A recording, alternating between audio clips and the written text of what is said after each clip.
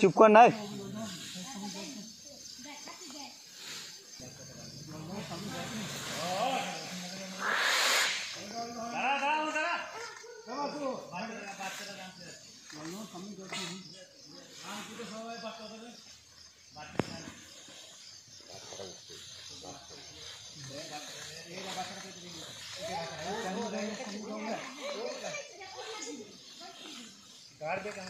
আপনারা তো দেখতে পাচ্ছেন একবারে ধুলিসাৎ করে দিয়েছে। কতগুলো হাতির দল আছে? হাতি আছে মোটামুটি 45টার মতো আছে। কি বলবেন এই হাতি সম্পর্কে? হাতি সম্পর্কে বলতে হাতিতে ক্ষয়ক্ষতি করছে, মানে যা ক্ষয়ক্ষতি করছে বিরাটই করছে। তো হাতিগুলো যেমন সুস্থভাবে পারাপার করে দেওয়া হয় সেই বার্তাই দেবো। এই জমিতে পুরো তো ক্ষয়ক্ষতি করেছে। হ্যাঁ একদম সবই তো শেষ, আর তো নেই। হাতির দলটা পুরোটাই ঢুকেছে দিয়ে এরকম করেছে। কতটা জমি ছিল এটা? জমিটা 1 বিঘার বেশি হবে, 1 বিঘে 5-7 কাঠার মতো হবে। পুরো আলু শেষ করে দিল? পুরো আলু শেষ। আলুটা তো হয়ে গেছিল, আলুটা ম্যাচিউর তো হয়ে গেছিল, আর হয়তো 2 দিন 10 পরে ভাঙা হতো। এমতো অবস্থায় ফরেস্ট এবং সরকারের কাছে আমরা কি চাইছি যেন সরকার যেন এই ক্ষতিপূরণের ব্যবস্থা একটু কিছু সাহায্য করে। ফরেস্টের লোকজন থাকে হাতি তাড়ানোর জন্য ফরেস্টের লোকজন আছে, কিন্তু সেভাবে তো হচ্ছে না। তো আর সেভাবে যদি হতো তাহলে কি হাতিগুলো নামতো? লোক সংখ্যা কম আছে। বিঘের পর বিঘে হাতি। হ্যাঁ লোকের সবজি টবজি অনেক অনেক কিছু ক্ষতি করেছে।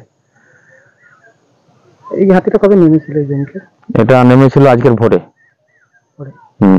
এখনো তো হাতি আছে? এখনো হাতি আছে, উপরে জঙ্গলটাতে আছে হাতি। হাতিগুলো আবার আজকেও নামতে পারে।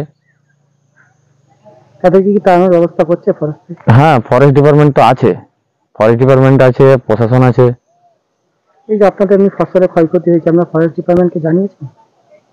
জানানো তো হচ্ছে, জানাচ্ছে, তারা তো দেখতে পাচ্ছে বা জানানো হয়েছে। তারা কি আশ্বাস দিচ্ছেন? আশ্বাস দিচ্ছে যে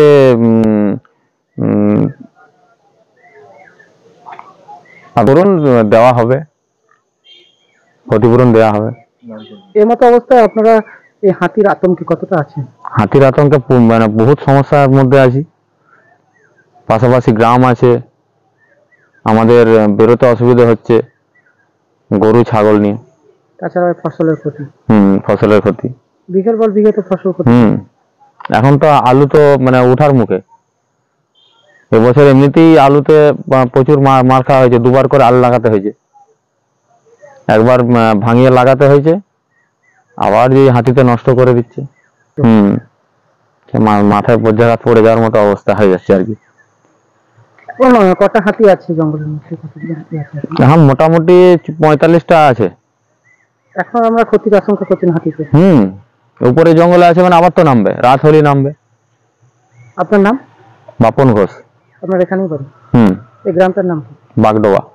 আপনাদের গ্রামের মধ্যে কতটা চাষে ক্ষয়ক্ষতি হলো? আলু চাষ ব্যাপক হারে ক্ষতি হয়েছে, আলু চাষ অনেক হয়েছে। ফরেস্ট ডিপার্টমেন্টে তো আসছে, তাড়াতাড়ি করছে। সারা রাতই তো জঙ্গলের মধ্যেই হাতি আছে।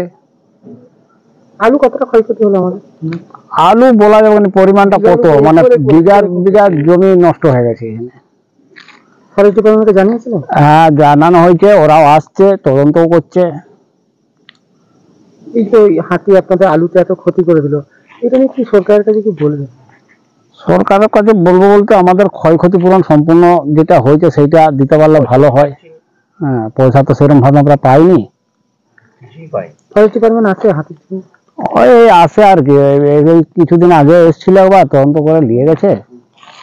এখনো তো জঙ্গলে হাতি আছে? জঙ্গলে হাতি আছে এখনো। কতটা আতঙ্কের মধ্যে আছেন আমরা? আতঙ্ক আমরা বেশ ভালোই আতঙ্ক, আমরা সারা রাত আমাদের ঘুম হয়নি। হ্যাঁ রাস্তায় ঘাটে যে ছেলে পরীক্ষা হচ্ছে আর হচ্ছে, আমাদেরও ভয় লাগছে কিভাবে যাচ্ছে কিভাবে আসছে।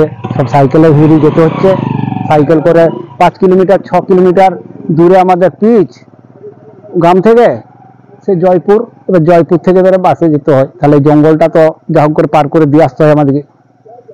হুলাপাটি এবং বন দপ্তরের লোকরা দেখছি ঘোরাঘুরি করছে, এতেও কোনো কি হাতি সুরা হচ্ছে? না না, এতে সুরা হচ্ছে না।